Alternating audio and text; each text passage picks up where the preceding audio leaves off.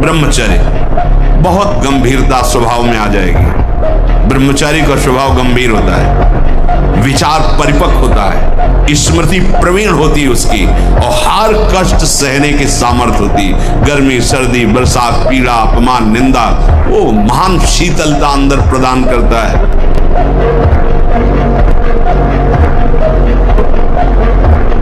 ये हम ही नहीं, हम सब जरा जरा सी बातों में ऐसे छड़े रुष्टा छड़े तो थोड़ी चीज मिली, भूल गए, थोड़ी गई, दैया दैया, ये है हमारा जीवन नहीं।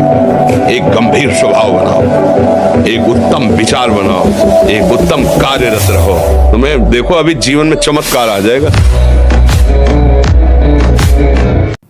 अगर हमारा वीर्य ब्रह्मचर्य ठीक है तो मन शांत और एकाग्र रहेगा और प्राण बलवान और सूक्ष्म रहेगा।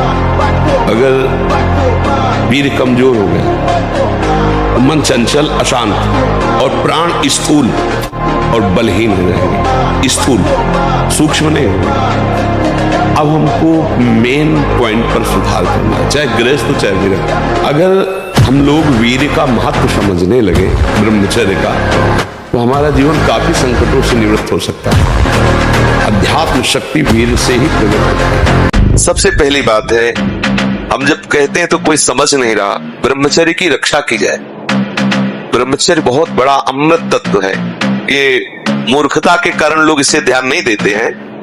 एक ने तो कहा कि संसार में भी यही सुख है, तुम भी उसमें भी कह रहे हो कि ऐसा। हम भाई तुम्हें सुखी करने के लिए कह रहे, दुखी करने के लिए तो नहीं कह रहे ना।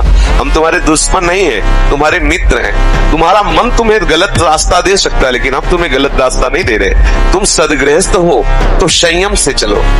मतलब आपको कोई गलत ठहरा रहा है तो आप अपनी लज्जा या शर्म या उसमें नहीं देखना कि हमसे बड़ा बुरा है। अगर हमें गलत ठहराया जा रहा है तो हम ठीक उत्तर देंगे, उस समय नहीं दबना चाहिए। दबा तो समझ में आ जाता है कि हाँ ये इसने गलती की है।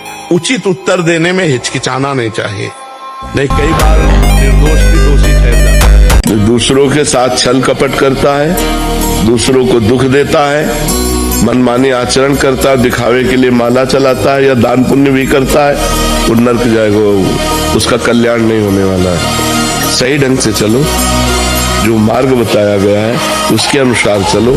छल कपट करके दूसरों को दुख दो और आप सोचो कि हम नाम जप करके भगवान को प्राप्त कर लेंगे, हमें दुख नहीं मिले, तो वो नाम जप काम ही नहीं करेगा। हम अपने आचरण सुधार रहे हैं, किसी को कष्ट नहीं दे रहे, अच्छे मार्ग में चल रहे, फिर राम राम कह रहे, वो राम राम आपको बहुत समुद्र से पार कर देगा।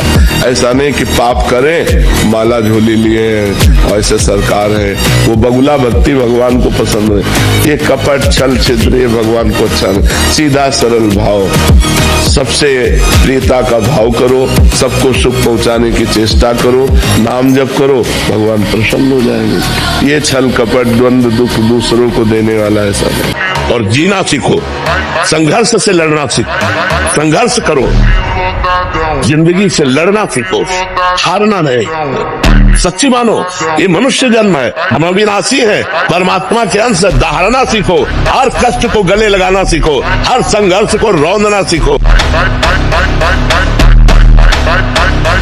प्रेमानंद है, लेकिन ये नहीं जान सकते कि मैं कौन हूँ।